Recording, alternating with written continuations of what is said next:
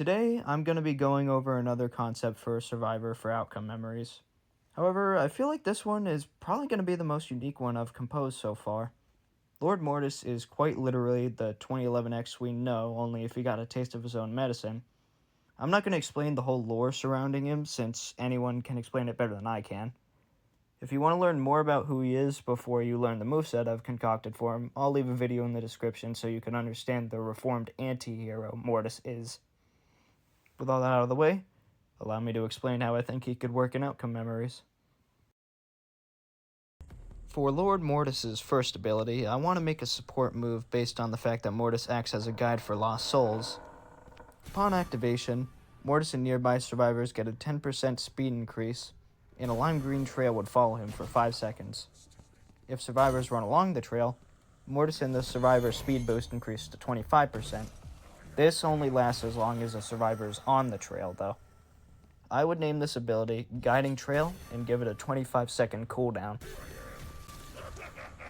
For his second ability, I want it to be more of a mix of a reconnaissance and support ability that I think is mostly original.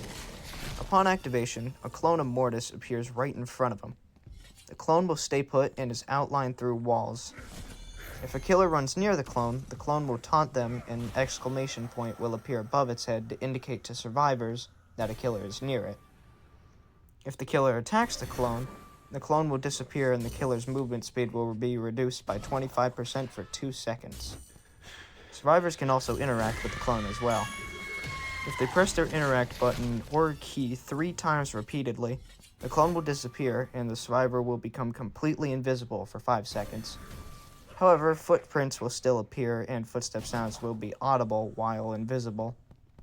If a survivor holds their interact button or key for 4 seconds, the clone will disappear and the survivor will instead be teleported to Lord Mortis, even if it's his corpse. If Lord Mortis is within a moderate distance of the clone, he can hold the interact button or key for 5 seconds to teleport to it, making the clone disappear. That's meant to be similar to Valim's ability in Pillar Chase. Only 2 clones can exist at once. I'd call this ability Assisting Fake and give it a 30-second cooldown. For his last ability, I wanted to give Lord Mortis a small way to defend himself. On use, Lord Mortis will perform a swipe attack with a slight lunge to it.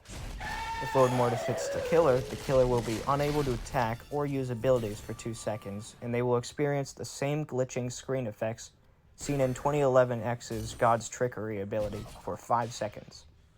I'd call this ability Lord's Trickery, obviously named after God's Trickery from 2011X.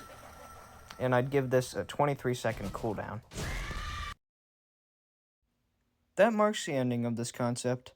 I tried to craft a moveset for Lord Mortis that's primarily focused on supporting the team while also taking into account that Mortis has the same abilities as his 2011 self. I actually got a brain blast while writing the script for this video and completely redid his moveset from scratch. I also thought about giving him voice lines for when he uses his abilities, but realized I cannot voice act. Thanks for listening to this pitch of mine, and I hope to see you in a future video. Hope you have a good day or night, and I'll see you later. Peace.